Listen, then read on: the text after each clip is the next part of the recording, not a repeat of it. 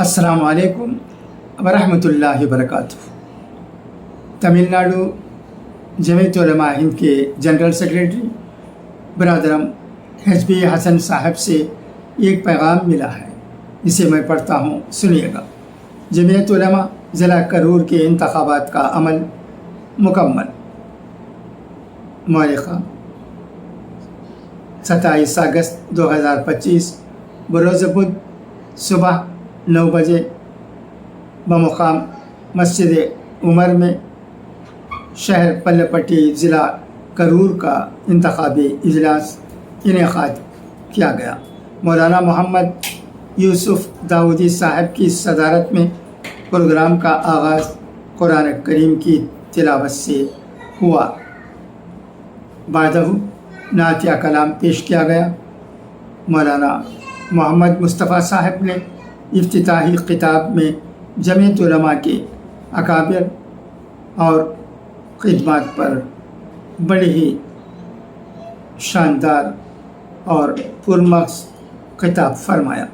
اس کے بعد مولانا محمد یوسف صاحب داؤدی نے جمعیت علماء کے شعبہ جات کا تذکرہ فرمایا۔ آئے ہوئے مہمانوں سے اپیل کی کہ ہم سب کو ان کاموں میں حصہ لینے کی ضرورت ہے۔ الحاج حسن احمد صاحب آمبوری کی نگرانی میں بحسن خوبی انتخابی عمل انجام پائے۔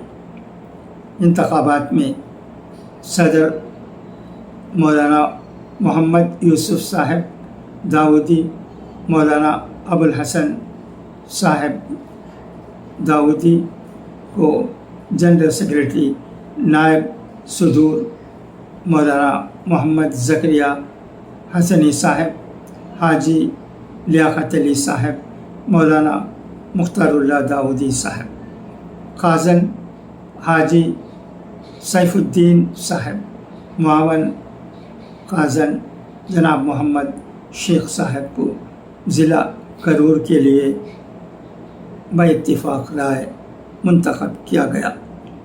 احباب میں سے عہدیداروں و اراکین کا انتخاب عمل میں آیا۔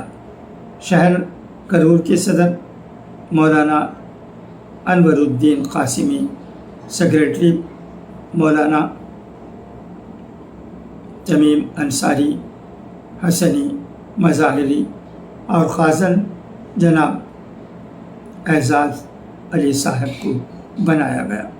شہر پلے پٹی کے لیے صدر مولانا مصطفیٰ حسنی قاسمی، سیکریٹری ایزڈ صادق علی صاحب اور خازن حاجی نور الدین صاحب منتخب کیے گئے۔ مولانا یوسف علی صاحب کی دعا پر اجلاس کا اختتام عمل میں آیا۔ جمعیت علماء ضلع کرور 27 اگست 2025۔ خدا حافظ، فی امان اللہ۔